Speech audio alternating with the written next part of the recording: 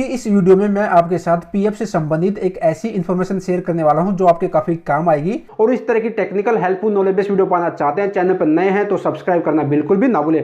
तो फ्रेंड्स चलिए वीडियो को कंटिन्यू करते हैं और मैं आपको बताता हूं पीएफ से संबंधित एक ऐसी इन्फॉर्मेशन जो आपके काफी काम आएगी। तो फ्रेंड्स जैसे आप यूएएन पोर्टल पर लॉगिन करते हैं तो यहाँ पे देखिए 5 ऑप्शन मिलते हैं, होम, व्यू, मैनेज, अकाउंट और ऑनलाइन सर्विसेज का। तो जब आप ऑनलाइन सर्विसेज के जब इस ऑप्शन पर जब प्रेस करते हैं तो यहाँ पर आपको एक ऑप्शन मिलता है claim form 31, 19, 10C and 10D।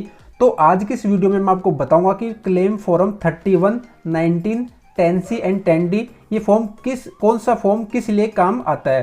तो पहले जो फॉर्म आता है 31, अब ये फॉर्म जो 31 आता है ये किस लिए काम आता है। देखिए फॉर्म जो 31 है, जब आप किसी कंपनी में जॉब करते हैं और जॉब करते करते जब आपका पीएफ कटता रहता है, तो जब आप चाहते हैं कि आप नौकरी करते करते पीएफ जो आपका कट रहा है उसमें से कुछ परसेंट एडवांस पीएफ निकालने के लिए, तो अगर आपका जो पीएफ कट रहा है और नौकरी आप कंटिन्यू कर रहे हैं तो ईपीएफओ ये सुविधा देता है कि आप कुछ परसेंट जो है, जो कुछ कंडीशन है जैसे कि घर बनाने के लिए या फिर बीमार हो गए या फिर मकान और शादी के लिए या फिर पढ़ाई के लिए, तो आपका जो पीएफ कटता है उसमें कुछ परसेंट आप पीएफ निकाल सकते हैं। तो अगर आपको एडवांस पीएफ निकालना है कुछ परसेंट तो उसके लिए फॉर्म 31 आपको अप्लाई करना पड़ेगा। तो फॉर्म 31 बेसिकली एडवांस पीएफ के लिए काम आता है। जब आप नौकरी करते रहते हैं तो एडवांस पीएफ निकाल सकते हैं, ठीक है। तो ये तो हो गया फॉर्म 31। अब बात करते हैं फॉर्म 19 की।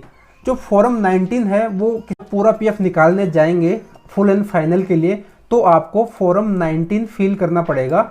मतलब पूरा पीएफ निकालने के लिए जब आप कंपनी छोड़ देते हैं 2 महीने के बाद, अभी ईपीएफओ का यही नियम है कि पूरा पीएफ का पैसा निकालने के लिए आपको जब कंपनी छोड़ देते हैं तो 2 महीने के बाद अप्लाई कर सकते हैं। तो पूरा पीएफ के लिए निकालने के लिए आपको फॉर्म 19 अप्लाई करना पड़ेगा, ठीक है।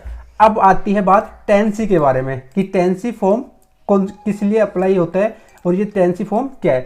तो फ्रेंड्स देखिए, जब आपका पीएफ कटता है तो उसके साथ साथ पेंशन का पैसा भी कटता है, ठीक है। जो आपकी कंपनी है वो 12% देती है, जिसमें से 8.33% तो पेंशन में चला जाता है कि ईपीएस एम्प्लॉय पेंशन स्कीम में चला जाता है।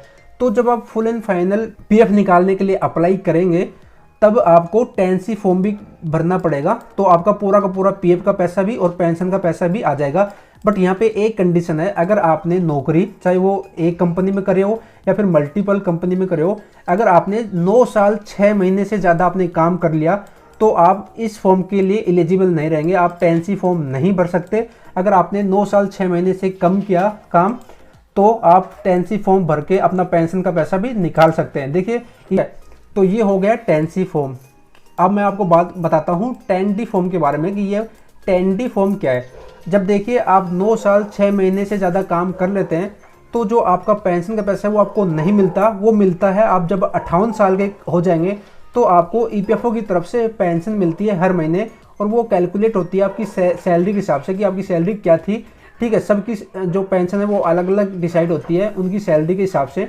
तो जब आप 9 साल 6 महीने से ज़्यादा काम कर लेते हैं तब आपको 10D फॉर्म, जब आप 58 साल के हो जाएंगे तब आपको 10D फॉर्म भरना पड़ेगा। 10D फॉर्म जो होता है वो होता है कर्मचारी पेंशन योजना, ईपीएस एम्प्लॉय पेंशन स्कीम के लिए। तो फ्रेंड्स 10D जो फॉर्म होता है वो पेंशन के लिए अप्लाई करना पड़ता है आपको। जब आप 58 साल के जब हो जाते हैं तो ईपीएफओ पेंशन देता है, हर महीने पेंशन देता है, उसके लिए 10D फॉर्म काम आता है, ठीक है। तो आपको अब समझ में आ गया होगा कि ये जो ऑनलाइन क्लेम फॉर्म है ये कौन सा फॉर्म किस लिए काम आता है।